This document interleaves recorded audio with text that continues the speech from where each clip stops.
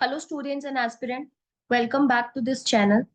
तो last class में हमने 2 क्लासेस किए जिसमें we have talked about a lot. तो हम स्टार्ट करते हैं उसी क्रोनोलॉजी से।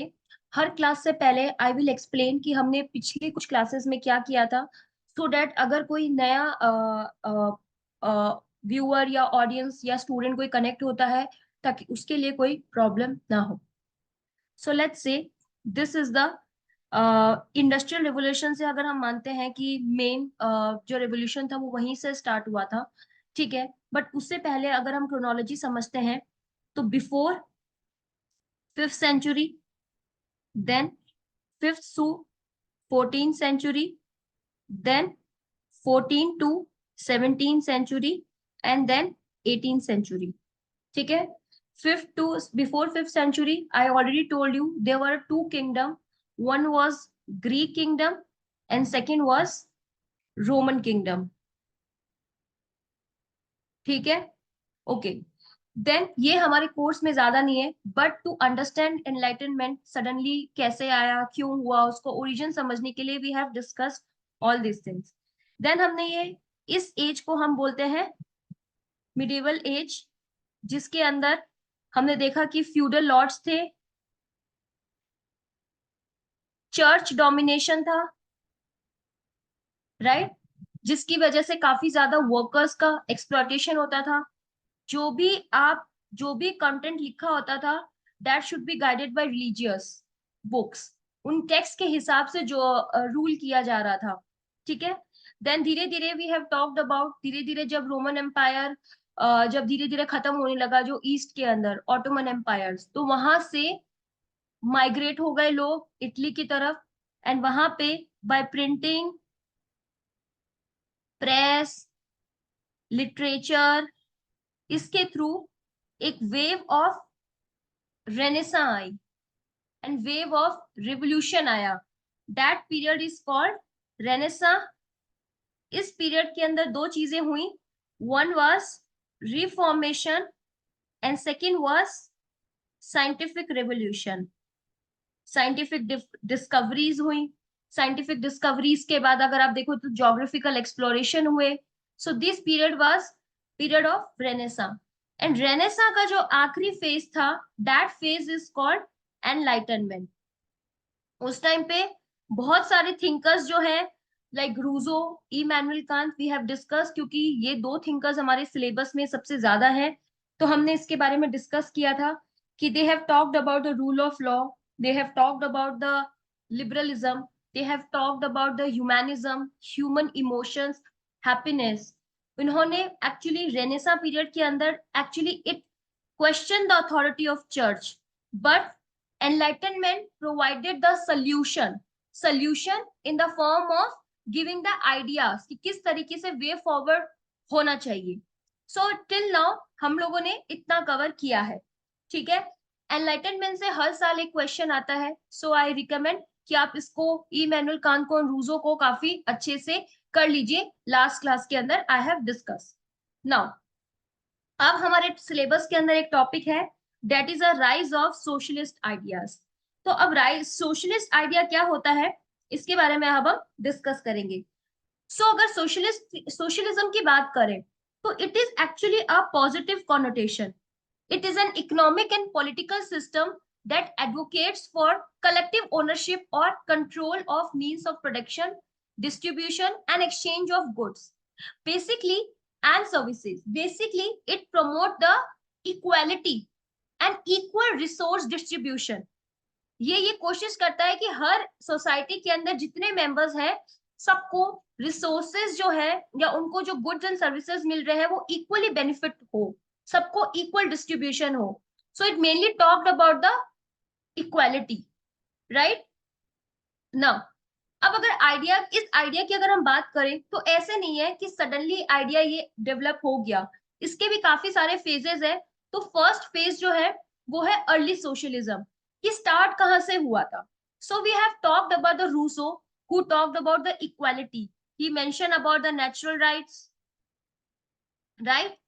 He said that there are two kinds of right. One is natural rights and second is people who attain after the birth. तो natural rights में अगर inequality है तो उस पर हमारा कंट्रोल नहीं होना चाहिए, लेकिन अगर बर्थ के बाद इनइक्वालिटी है तो उस पर हमारा कंट्रोल हो सकता है। सो हर इंसान को इक्वल रिसोर्स डिस्ट्रीब्यूशन होना चाहिए, they should be equal, they should be treated as a equal entity, right? So he talked about the equality. So socialism का अगर सीड्स देखें तो he did not mention anything about the economic resources, but equality in any form, political equality, social equality, and आपका अगर देखो तो economic equality. And धीरे धीरे अगर हम ये चीज देखें तो फ्रेंच रेवोल्यूशन जो हम पढ़ेंगे आगे, सी, ये सोशलिस्ट आइडिया जो है ये एग्जैक्ट एनलाइटनमेंट के बाद नहीं आया। Why I am discussing this, क्योंकि इसको सिलेबस में क्रोनोलॉजी ऐसे ही गिवन है, ठीक है? इस आइडिया को हम बाद में फिर डिस्कस करेंगे जब हम फ्रेंच रेवोल्यूशन पढ़ लेंगे, अमेरिकन रिवोल्यूशन और अमेरिकन सिविल वॉर पढ़ लेंगे। After this also in fact Russian revolution के अंदर भी इस आइडिया का काफी ज्यादा यूज आएगा, एंड लेटर चाइनीज रिवोल्यूशन के अंदर भी। सो फ्रेंच रिवोल्यूशन के अंदर अगर हम देखेंगे, so French revolution actually give the idea of liberty, equality, right? So यहाँ पे इक्वालिटी का बात जो है वो अर्ली सोशलिज्म है, this is a early phase.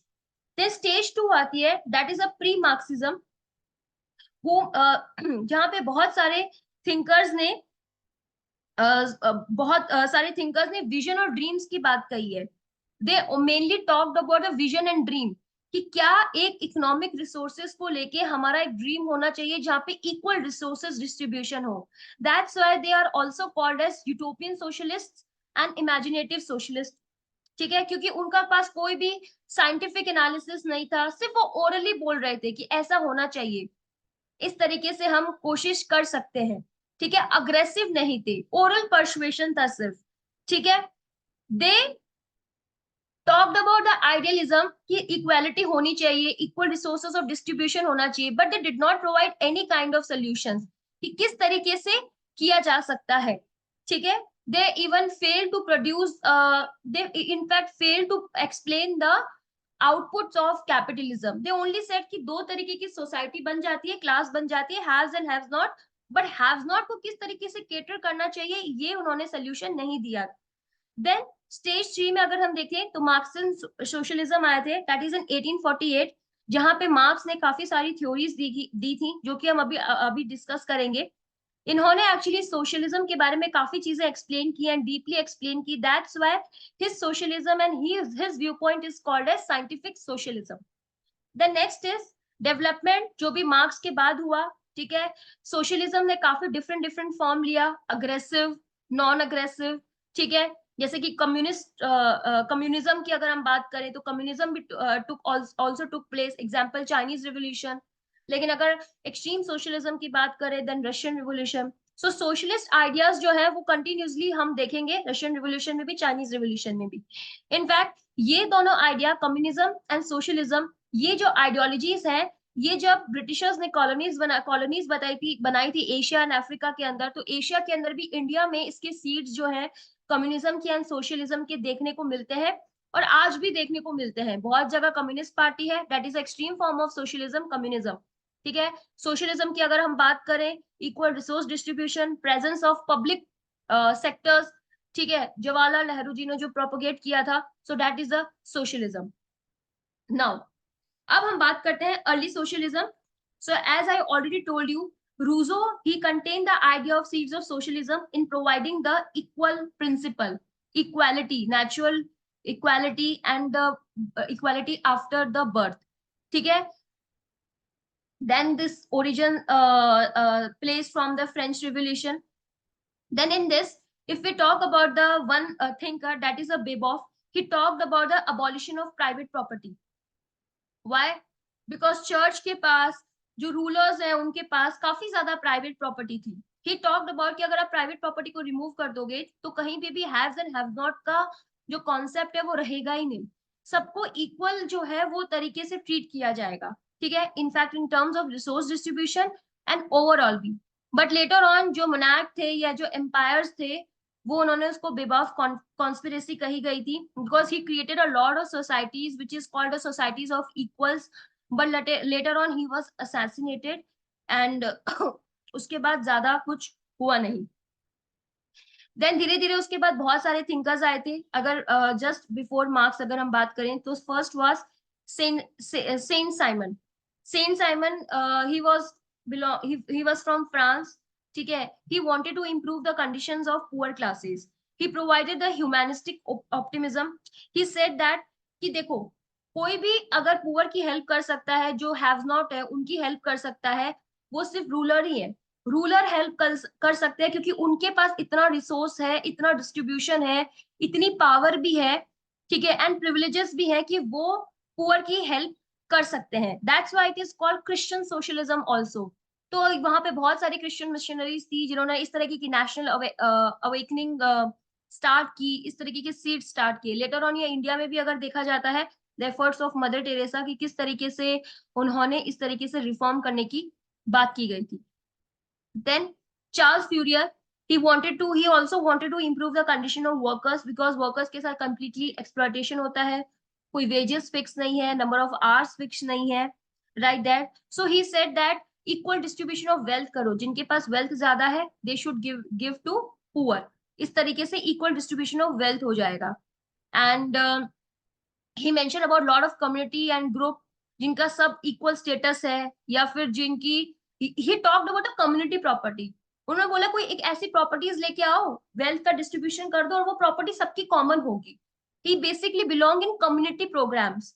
जिनकी सबकी प्रॉपर्टी सेम होगी, एक प्रॉपर्टी होगी, उस पर सबका अधिकार होगा. इस तरीके से इसने डिस्ट्रीब्यूशन करने की बात कही थी. ये आइडिया ऑब्वियसली फेल होना था क्योंकि कोई भी अपनी प्रॉपर्टी या वेल्थ जो है वो इस तरीके से कभी भी डिस्ट्रीब्यूट नहीं कर सकता है. देन आप यहाँ पे भी देखो, इन दोनों थिंकर्स ने आइडिया तो सोशलिस्ट का ही दिया था, बट फिर भी इनके विचारों में कितना ज्यादा कॉन्फ्लिक्ट था. So this ideologies and philosophies are all about the subjectivity. Okay. तो इसमें आप अपना व्यू पॉइंट बना सकते हो और आंसर्स में आपको अपने व्यू पॉइंट, इन थिंकर्स को यूज करके अपने व्यू पॉइंट के बारे में ही आंसर को एक्सप्लेन करना है. आप चाहो तो उसमें जब आप पूरी वर्ल्ड हिस्ट्री आपकी कंप्लीट हो जाएगी, then you can give the examples जो आपको लगता है कि इस आंसर के साथ, इस क्वेश्चन के साथ वो सूटेबल है एग्जाम्पल देना. राइट. देन नाउ अगर हम रॉबर्ट ओवन की बात करें तो ही was from Britain. He mention about the cooperative approach. उन्होंने बोला कि कलेक्टिव पार्टनरशिप होना चाहिए. कलेक्टिव पार्टनरशिप अगर होगी, इसका मतलब कुछ प्रॉपर्टी आपकी, कुछ प्रॉपर्टी आपकी, कुछ रिसोर्स आपका, कुछ इस तरीके से हम करके एक नया ग्रुप बनाएंगे and that group will be called as new harmony. इस तरीके से ब्रदरहुड आया जा सकता है, एक हार्मनी लाई जा सकती है कि आप अपना कुछ लेके आओ, आप अपना कुछ लेके आओ, रेदर देन कि एक किसी की प्रॉपर्टी हमने ले ली और उस पर सभी का अधिकार हो. ऐसा नहीं होना चाहिए. Right. So Louis Blanc, next was Louis Blanc. He oppose the exploitation of workers, की वर्कर्स के साथ जो एक्सप्लॉयटेशन हो रहा है लाइक इंडस्ट्रियल रिवोल्यूशन के टाइम पे, तो वो ऐसा नहीं होना चाहिए. ही सजेस्टेड दैट कि वर्कर्स को एक पॉलिटिकल राइट्स होना चाहिए, उनका ट्रेड यूनियन होना चाहिए, उनका खुद का कोई वर्कर यूनियन होना चाहिए, उनको वोटिंग राइट्स होने चाहिए. ठीक है. ताकि वो स्टेट को इन्फ्लुएंस कर सके. ठीक है. एंड उन्होंने स्टेट को भी बोला एट द सेम टाइम कि स्टेट शुड हेल्प पुअर, जिसको स्टेट सोशलिज्म भी कहा गया, कि स्टेट को पुअर की हेल्प करना चाहिए. वो कोई भी फॉर्म हो सकता है, कोई वेलफेयर स्कीम हो सकती है, कोई वेलफेयर अप्रोच हो सकती है, कोई स्कॉलरशिप हो सकती है, कोई प्रकार के वोटिंग राइट्स हो सकते हैं, पॉलिटिकल राइट्स हो सकते हैं. तो अगर इंडिया की बात करें तो इंडिया में भी generally follow this state socialism, जहाँ पे गवर्नमेंट जो है वो पुअर की हेल्प करती है. एग्जाम्पल सबसे बड़ा है डीपीएसपी, और उसके बाद अगर आप वेलफेयर स्कीम्स देखो तो that also represent the state socialism. तो अगर ऐसा कोई क्वेश्चन आता है तो आप कंक्लूजन में इंडिया का एक एग्जांपल लिख सकते हो, वेलफेयर अप्रोच, डीपीएसपी, ताकि आपका जो सब्जेक्ट है पॉलिटी एंड हिस्ट्री वो इंटरकनेक्टेड दिखेंगे. एंड इससे ये एक्सप्लेन होता है कि okay you have a brief understanding and deep understanding also subject related. Now marks socialism की अगर हम बात करें तो कार्ल मार्क्स, ये इनकी कुछ थ्योरीज हैं जो सबसे पहले हम पढ़ेंगे. ठीक है. इन्होंने बस एक चीज सबसे ज्यादा बोली थी. सबसे पहले इन्होंने स्टार्ट यहाँ से किया था कि कभी भी वर्कर और जो इंडस्ट्रियलिस्ट है उनके इंटरेस्ट कभी भी सेम हो ही नहीं सकते हैं. दे आर इरिकंसाइलेबल, क्योंकि वर्कर्स जो एक्सप्लॉयटेशन होता है और इंडस्ट्रियलिस्ट जो होते हैं वो एक्सप्लॉयटेशन करते हैं. One is have and another is have not. तो हमेशा उनकी आइडियोलॉजीज या उनकी जो कंडीशंस है या economic condition and social conditions जो है उसमें हमेशा ही कॉन्फ्लिक्ट रहेगा, क्योंकि दोनों के गोल अलग है, दोनों के मोटिव्स अलग है, दोनों का रिसोर्स डिस्ट्रीब्यूशन अलग है। इसलिए ये कोशिश करना चाहिए कि हर कंट्री के जो वर्कर्स हैं उनको यूनाइट होना चाहिए एंड दे शुड रिवोल्ट। उन्होंने रिवोल्यूशन की भी बात की गई थी, वो हम आगे डिस्कस करेंगे अभी। थ्योरी ऑफ कार्ल मार्क्स, तो ये 5 पॉइंट्स है थ्योरी ऑफ कार्ल मार्क्स के। ठीक है, हम इसको वन बाय वन डिस्कस करेंगे। लेकिन कार्ल मार्क्स की थ्योरी में सबसे पहले अगर हम हेगल की एक थ्योरी पढ़ना चाहेंगे, हेगल की थ्योरी जो कि dialectical view of social transformation के बारे में बात करता है। हेगल थ्योरी, हेगल सबसे पहले ये बोलते हैं कि देखिए कोई एक आइडिया है, आइडिया वन, इसको हम ले कहते हैं थीसिस। देन इसको इसको इसके अगेंस्ट एक आइडिया आएगा, दैट इज आइडिया टू। ठीक है, जिसको हम कहेंगे एंटीथेसिस, लेट्स से। और ये दोनों कंबाइन होके कोई नया आइडिया बनाएगा या आउटपुट देगा, that will be progressive idea. ठीक है, तो हेगल ने ये चीज बोली थी, एक आइडिया है उसके विपरीत एक आइडिया आएगा एंड उससे एक नया आइडिया बनेगा, या वो प्रोग्रेसिव ही होता है जनरली। ठीक है, तो इन्होंने ये बोला कि कैपिटलिज्म है, उसके अगेंस्ट में अगर देखें तो सोशलिज्म आया, तो एक नया आइडिया बन गया जहां पे अगर हम देखें तो रिवोल्यूशनरी आइडियाज जो है वो आने लगे, रिवोल्यूशन हुआ उसका आउटपुट। ठीक है, तो हेगल की थ्योरी के बाद ही talked about mainly the idea. ठीक है, बट सिंपली अगर हम बात करें कार्ल मार्क्स की, तो कार्ल मार्क्स ने बोला this idea is not idea, economic यहाँ पे चेंजेस होते हैं। अगर हम इकोनॉमिक के अंदर चेंजेस लेके आते हैं, पहला कोई चेंज है फिर दूसरा कोई चेंज आता है तो नया आउटपुट मिलता है। And that's where he give the example of कि कैपिटलिज्म था, ये एक इकोनॉमिक आइडिया है, उसके अगेंस्ट में सोशलिज्म आया, ये भी एक इकोनॉमिक आइडिया है, और उससे जो आउटपुट निकला वो रिवोल्यूशन हुए बहुत सारे, लाइक फ्रेंच रिवोल्यूशन मान लो, रशियन रिवोल्यूशन मान लो, लाइक दैट। रशियन रिवोल्यूशन का उन्होंने एक एग्जाम्पल दिया, या फ्रेंच रिवोल्यूशन एक एग्जाम्पल आप लिख सकते हो। ठीक है, तो उन्होंने बोला कि डायलेक्टिक तो है, चेंजेस तो आ रहे हैं, बट नॉट फॉर आइडियाज, नहीं, इकोनॉमिक के अंदर। सो that's why this theory historical materialism, materialism means the economic world, material से आप देखो किस तरीके से चेंजेस हो रहे हैं। तो that's why this idea is also called economic determinism, कि इकोनॉमिक में जब चेंजेस आते हैं तो उसका आउटपुट कैसे डिटरमाइन होता है। ठीक है, ही सेड दैट आइडिया से ह्यूमन का प्रोग्रेस नहीं होगा, he actually rejected the metaphysical interpretation of human progress. He said that economic ही एक ऐसी चीज है जो डिटरमाइन करती है कि ह्यूमन का प्रोग्रेस हो रहा है कि नहीं हो रहा है। ठीक है, that's why this theory is called economic determinism. Then his next theory was theory of class and conflict theory. He said that सभी हिस्ट्री के अंदर, सोसाइटी के अंदर क्लास स्ट्रगल चलता है, और जो क्लासेस होती हैं वो सिर्फ दो ही होती हैं, एक होती है हैव और एक होती है हैव नॉट। तो उन्होंने काफी सारे एग्जाम्पल दिए थे, लाइक अगर हम भी देखें तो एंशियंट एज के अंदर था मास्टर्स एंड स्लेव्स, जहाँ पे ग्रीक एंड रोमन सिविलाइजेशन था, वहां पे मास्टर्स थे एंड स्लेव्स थे। अगर आप लोगों ने कोई सीरीज देखी हो, स्पार्टकस एक सीरीज है, आप देख सकते हो, वहां पे भी सेम चीज बताई गई है, एंशियंट एज रोमन एम्पायर के टाइम पे कैसे मास्टर्स और स्लेव के बीच में रिलेशन होता था, किस तरीके से दोनों एक दूसरे को ट्रीट करते थे, that you can see in that series. The next is medieval age. Medieval age की बात करें तो जो हमने बात की थी, that called dark phase of Europe, dark history in Europe, उसके अंदर लॉर्ड एंड सर्फ जो है वो दो इंपॉर्टेंट, उनके बीच का एक रिलेशन होता है। देन मॉडर्न एज की बात करें तो मॉडर्न एज के अंदर आपका होता है बॉर्जुआ एंड प्रोलिटेरियट। ये हमें इंडस्ट्रियल रिवोल्यूशन के अंदर बेसिकली देखने को मिलेगा कि किस तरीके से दो क्लासेस बन जाती हैं, bourgeois and प्रोलिटेरियंस, right.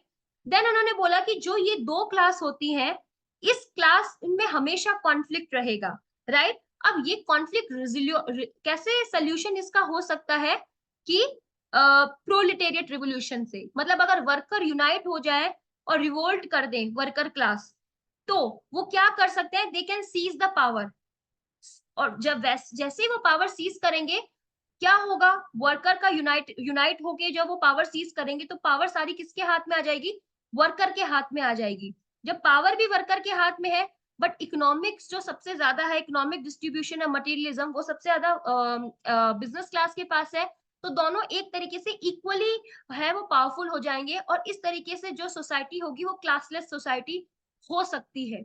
Although he said that there will always be a two class, but उन्होंने बोला कि अगर प्रोलिटेरिएट यूनाइट हो जाए और वो रिवोल्ट कर दे, in that case that can lead to the classless society, right. तो इसका इसका सबसे ज्यादा आपको एग्जांपल देखने को मिलेगा रशियन रिवॉल्यूशन में, जिसमें इस थ्योरीज को किस तरीके से यूज किया गया है और किस तरीके से रिवोल्ट कर दिया गया था। इनफैक्ट हम यूरोपियन मूवमेंट्स भी देखेंगे काफी सारे जिसके अंदर इस तरीके का यूज किया गया है।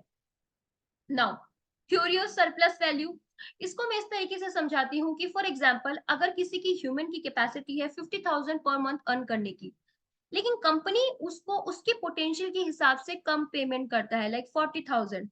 सो जो 10,000 का गैप होता है, जो 10,000 बचते हैं कंपनी जो बचाती है, कंपनी उसको अपने प्रॉफिट मैक्सिमाइज करने के लिए इन्वेस्ट करती रहती है। तो there will always be a surplus with the business class. So he said that, और वो जो सरप्लस जो होता है वो बेसिकली प्रॉफिट अक्यूमुलेट करने के लिए यूज किया जाता है, and that accumulated profit is reinvested to get more profit. Okay, so theory of surplus value में ये बताया था कि worker in industrial society will never pay the full value and they deprive to maximize their profit and never distribute their profit equally, right? क्योंकि and this there is an accumulation of profit, and accumulated profit is reinvested to get more profit. So in that way he exposed the outcome and the expose the motive of capitalism, कि capitalism किस तरीके से खराब है। उन्होंने actually capitalism को negative light में ही सिर्फ प्रेजेंट किया है, ठीक है। बट ये आप पे डिपेंड करता है कि आप कैपिटलिज्म को किस तरीके से रिप्रेजेंट करते हो अपने आंसर के अंदर, एंड सोशलिज्म को किस तरीके से करते हो। But according two marks, capitalism जो है वो इस तरीके से अपना प्रॉफिट अक्यूमुलेट करता है और री इन्वेस्ट करता है। इससे वर्कर को फायदा नहीं है, इससे फायदा सिर्फ बिजनेस क्लास को है और बॉर्जुआ सेक्शन को है। Then theory of alienation, theory of alienation में उन्होंने ये बोला था कि कैपिटलिज्म एक तरीके से आपको लेबर से सेपरेट कर देता है। एलिनेट मतलब सेपरेशन, ठीक है। सो ही सेड दैट कि I want to expose the demerits of capitalism, जहां पे कैपिटलिज्म एक ऐसी कंडीशन क्रिएट कर देता है जहां पे they actually make you feel separation from yourself और योर लेबर, क्योंकि एक्चुअली आपको जो री इन्वेस्टेड प्रॉफिट है वो नहीं मिलता है, आपको सिर्फ आपने जो काम किया है उसके उसका भत्ता मिलता है, लेकिन उससे भी कम मिलता है आपके पोटेंशियल के हिसाब से, राइट। जितनी सैलरी आप डिजर्व करते हो या जितना वेज आप डिजर्व करते हो उससे आपको कम मिल रहा है। तो इट मीन्स आप इस तरीके से आप मोटिवेटेड नहीं रहते हो वर्क करने के लिए, they alienate yourself from your labour. So in that way he provided the demerits of capitalism. So this is about the Karl Marx theory. देखो आप कार्ल मार्क्स थ्योरी अगर आप वैसे पढ़ने जाओ तो बहुत ज्यादा है डीप में, बहुत सारे पीएसआईआर के स्टूडेंट्स हैं या ओवरऑल बहुत सारा अपने से ह्यूमैनिटी के स्टूडेंट्स भी होंगे जिनको पता होगा कि कार्ल मार्क्स की थ्योरी क्या है। बट अगर एग्जाम पॉइंट ऑफ व्यू से देखें तो थ्योरी के अंदर अगर ये मेन पॉइंट्स भी लिख दोगे, अगर आपको कार्ल मार्क्स के बारे में पूछा जाता है तो वो सफिशियंट होगा, क्योंकि हमें इस तरीके से पढ़ना है कि हम किसी क्वेश्चन की डिमांड को एड्रेस कैसे कर सकते हैं। That will be our motto, क्योंकि ऑप्शनल अगर देखो तो हर सब्जेक्ट एक बहुत बड़ा सब्जेक्ट है, उसमें आप जितना भी डीप कॉम्प्रिहेंसिव स्टडी करो वो आप कर सकते हो, बट आपके क्वेश्चन के आंसर होने चाहिए दैट टू 200 वर्ड्स के, ठीक है। नो अगर क्रिटिसिज्म देखिए तो काफी सारे थिंकर्स ने क्रिटिसिज्म दिया है that he only talked about the economic framework. अगर वो कुछ भी देखते हैं क्लासलेस क्लास है, क्लास स्ट्रगल है, पावर स्ट्रगल है, he only said in terms of economics. Society ideas के बारे में इन्होंने कोई बात नहीं कही है। इन्होंने ये बोला कि प्रोलेटेरियन को रिवोल्यूशन करना चाहिए, बट ही सेड दैट कि प्रोलेटेरिएट को जो वायलेंट रिवोल्यूशन है वो जरूरी नहीं कि हर जगह वायलेंट रिवोल्यूशन ही हो। कुछ सोसाइटी के अंदर ही वायलेंट रिवोल्यूशन हुआ था against a capitalism, that is a China and Russia. लेकिन अगर यूरोप की बात करें, यूनिफिकेशन ऑफ इटली हम देखेंगे आगे, यूनिफिकेशन ऑफ जर्मनी देखेंगे, तो वहां पे जो भी रिवोल्यूशन किए थे वर्कर्स ने या फिर दूसरी क्लास ने जो भी रिवोल्यूशन आइडियाज जो वहां पे आए थे वो वायलेंट नहीं थे, ठीक है। ही सेड दैट कि रिच और पुअर के बीच का जो गैप है वो काफी ज्यादा वाइड हो जाएगा, ठीक है। And wealth accumulated would serve as a means of further material being, and rich would grow more richer and poor will get more poor. इन्होंने एक ये बात कही थी जो कि अभी हमने सरप्लस वैल्यू के अंदर डिस्कस किया, बट ऐसा नहीं है। आप अगर देखो कि बहुत सारे फिलंथ्रोपिस्ट वर्क भी जो है वो करते हैं रिच लोग, so that's why they actually reinvest their profit for the welfare of the society also. तो अगर कार्ल मार्क्स की थ्योरी में अगर आपको क्रिटिसिज्म लिखने हैं तो आप कोई जनरल एग्जांपल भी दे सकते हो जो एट प्रेजेंट है, उससे लिंक करके आप दे सकते हो।